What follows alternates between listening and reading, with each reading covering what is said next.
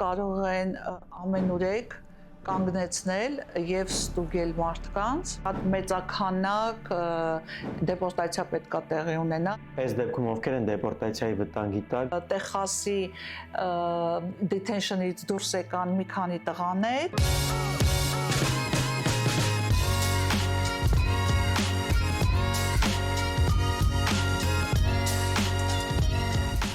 Այս նոր քաղաքական փոփոխությունները մարդկանց մեծ շփոթմունքի առիթ են տալիս։ Ուզում այսօր բարձաբանենք եւ հասկանանք այս ամենը կապված իմիգրացիայի հետ։ Այո, շատ լարված իրավիճակ ստեղծվեց հունվար ամսից եւ այդ լարված իրավիճակը մինչեւ այսօր դեռ շարունակվում է։ Ինչու՞մն է լարվածությունը, որովհետեւ նորընտիր նախագահը ակցենտ է դրել նրա վրա, որ շատ մեծականակ դեպորտացիա պետք է տեղի ունենա, այսինքն երկրից վտարեն մի շարք էմիգրանտների, ովքեր խախտումներ են արել։ Եվ դրա հետ կապված միգուցե քիչ ինֆորմացիայի պակաս ունեն մեր շրջապատի իմիգրանտները եւ դա է պատճառը, որ լարվածությունը այո ստեղծվեց։ Արդյոք ճիշտ է, որ այսի աշխատակիցները կարող են կանգնեցնել մարդկանց եւ ստուգել ցանկացած վայրում, նույնիսկ օդանավակայանում։ Այո, կա այդպիսի հրաման եւ տրված է այդպիսի լիազորություն, նրանք կարող են ամենուրեք կանգնեցնել եւ ստուգել մարդկանց։ Դա կարող է լինել ինչպես բնակավայրում, փողոցում, աշխատատեղում, օդանավակայանում եւ իհարկե հատկապես շատ զգուշ պետք է լինեն բեռնատար մեքենաներ վարող վարորդները, որոնք հայտնվում են սահմանամերձ վայրերում։ Իսկ օրինակ ինչ պետք է մարդիկ իմանան նման իրավիճակներում, երբ այսի աշխատակիցը կանգնեցրել է իրենց։ Այն էմիգրանտները, որոնք դատական սիստեմի մեջ են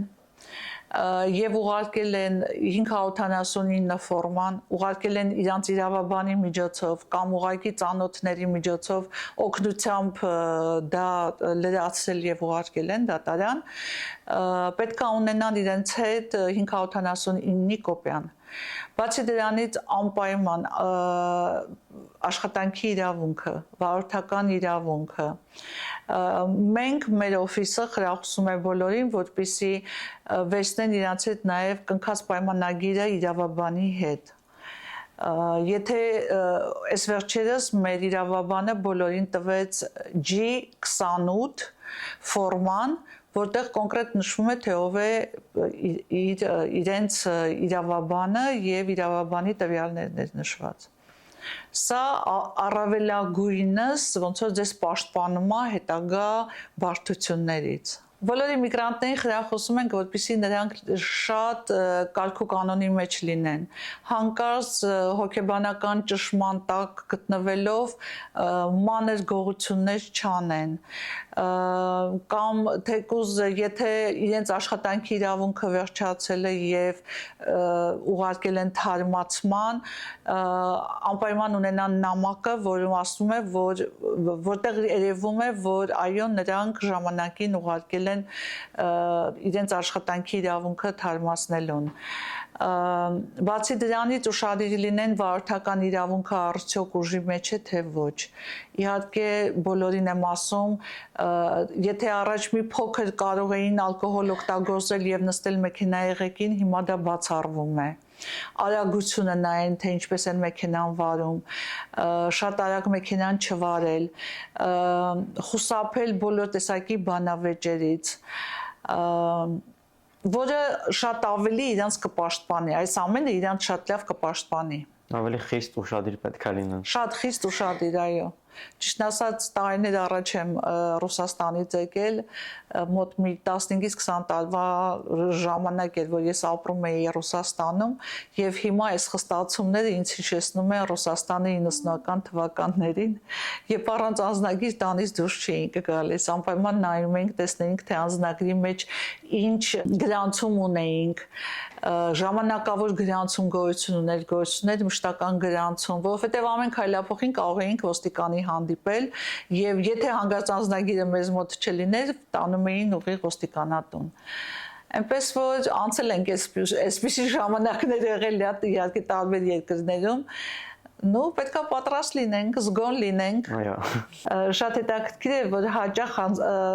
հաճախորդները, ովքեր կնքած են լինում արդեն պայմանագիր իրավաբանի հետ, կարծում են, թե իրավաբանը պարտավոր է հիշել իրենց ամեն մի հարցը, որը կապված է միգրացիայի հետ, բայց դա այդպես չէ։ Դուք ինքներդ պետք է միշտ ուշադիր լինեք։ Արդյոք ձեր աշխատանքի իրավունքը վերջացել է, եւ իմացեք, որ աշխատանքի իրավունքն մնացած աշխատանքի իրավունքը, երբ 90 օր դեռ ուժի մեջ է, արդեն դուք պարտավոր եք դիմելու թարմացմանը։ Բացի դրանից, վարորդական իրավունքը, թե ձեր ապահովագրությունը մեքենայի, դա արդեն իրավաբանի գործը չէ, եւ սա մանր հարցեր են, կարծում եմ, որ ամեն մեկը ձեր համար պետքա շատ ուշադիր եւ խելացի լինեք, որպեսզի այսպիսի մանր հարցերի պատճառով հանգած մեծ բարդությունների առաջ չկանգնեք։ Եվ խորհուրդ եմ տալիս բոլորիդ աշխատանքի իրավունքի թարմացմանը դիմել լրանալուց 6 ամիս առաջ։ Իսկ դուք հենց ձեր աշխատանքային փորձի ընթացքում հանդիպել եք նման դեպքերի կամ ունեք այդպիսի հաճախորդներ։ Ճիշտ ասած, մեր օֆիսում այդպիսի դեպք չի եղել, որ այս բանտարկի եւ ուղղակի detention, նույնիսկ կարող եմ օրինակ բերել հունվարի վերջին Տեխասի detention-ից դուրս եկան մի քանի տղաներ եւ նրանք շատ լարված էին, մի շաբաթ անց դուրս գալուց հետո ունեին հանդիպում այսի հետ,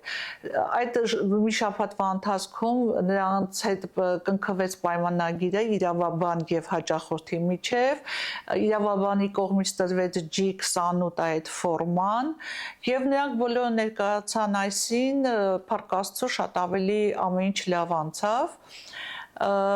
Եվ մի շատ հետաքրքիր օրինակ նորից կարող եմ ասել, հաճախորդ ունեինք, որը 2022 թվականին ներս էր մտել Ամերիկայի Միացյալ Նահանգներ Մեքսիկոյով եւ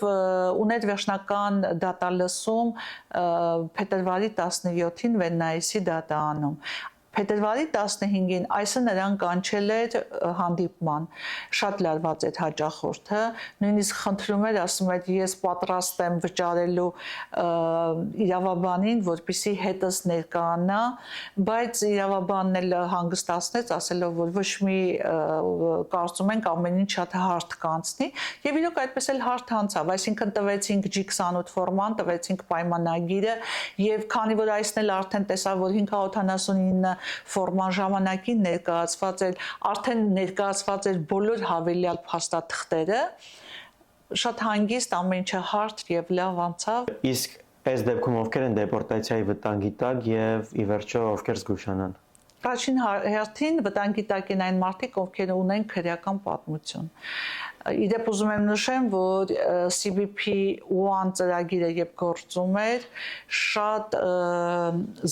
մեծ զբաղվածության պատճառով CBP-ին չէր կարողացել եւ չէր հասցրել նրանց բեքգրաունդը լավ ստուգելու։ Այդ պատճառով 2023-ից 24 թիվը ընկած այդ մեկ տարում շատ կրիմինալ տարեր են ներս մտել Ամերիկայի Միացյալ Նահանգներ։ Դեպորտացիայի վտանգի տակ են այն մարդիկ, ովքեր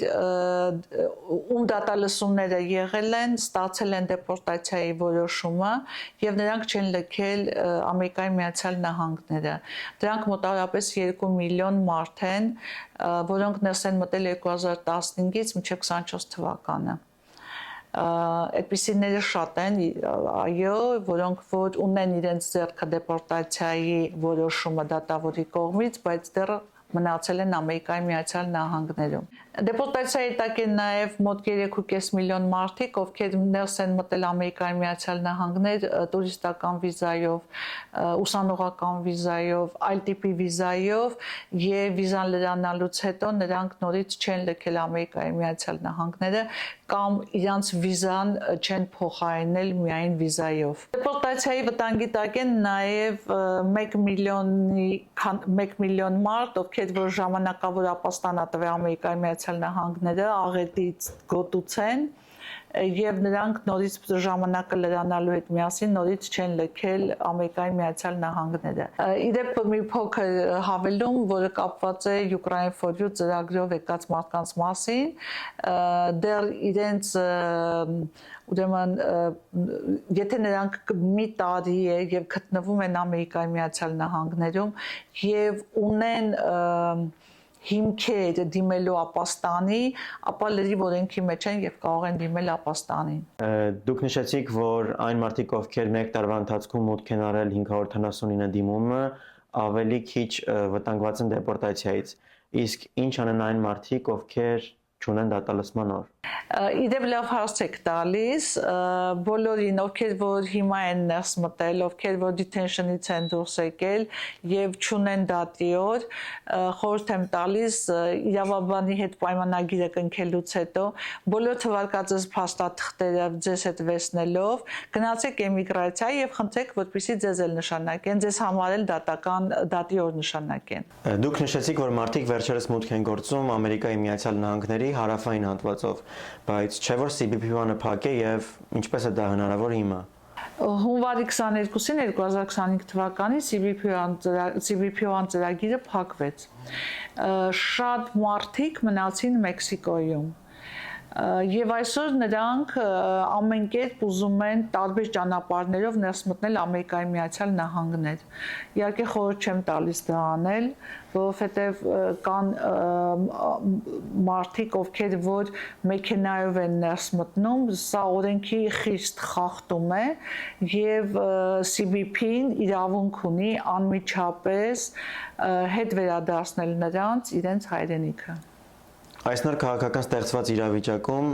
ինչպես կարող եք դուք օգնել մարդկանց եւ ինչու պետք է մարդիկ ի վերջո դիմեն ձեզ։ Մեր դերակատարանում, որ ավելի արագացնում ենք հանդիպումը իրավաբանի եւ հաճախորդի հետ, քանի որ միջ իրավաբանի հետ հանդիպելը մենք նրանից ստանում ենք բոլոր ինֆորմացիան, ինչ որ պետք է իրավաբանը ցանկանում է կարճ ժամանակում լսի։ Այդ ամենը հավաքում ենք, փաստաթղթերը ճիշտ կարողանում ենք ձևակերպել, հետո դա ներկայացնում ենք իրավաբանին եւ նշանակում ենք հանդիպում իրավաբանի եւ հաճախորդի միջև։ Այսինքն, եթե հաճախորդը դիմում է իրավաբանին եւ իրավաբանը ունի բավարար ժամանակ, ձեր միջոցով Այո, ճիշտ ասած իրավաբանը այդքան ժամանակ չի կարող տրամադրել ամեն մի հաճախորդի։ Նա ավելի շատ կարճ կոնկրետ լսում է եւ կազմում է պայմանագիրը, իսկ հաճախորդը ավելի շատ ու ավելի երկար ժամանակ է ուզում դնի իր փաստաթղթերի ձևակերպման վրա, շատ հարցեր է ունենում։ Մենք համբերատար այդ բոլոր հարցերին պատասխանում ենք։ Լինում է, որ առաջի հանդիպումով միայն դա չի ավարտվում։ 1-2 անգամ հանդիպելով մենք հաճախորդին սպառիչ պատասխաններ ենք տալիս։ Եվ այնպես հետաքրքիր է, երբ որ արդեն ինքը իրավաբանի հետ հանդիպում է, արդեն ինքը բոլոր պատասխանը այն ինչ որ իրեն պետք է գոհացնի, արդեն պատասխանները գիտի։ Իհարկե, մենք միշտ ուզում ենք անենք այնպես, որ դա լսվի նաև մեր իրավաբանի կողմից։ Երևի լինում են, չէ՞, դեպքեր, երբ հաճախորդը պատմում է իր պատմությունը ու դուք sense ֆիքսում եք մի հատ կարևոր կետ ու հասկանում, որ դա շատ կարևոր կետ է ու շատ լավ հարց է։ Այո, քանի որ մեր ժամանակը ավելի ազատ է եւ մենք ամեն հաճախորդի հետ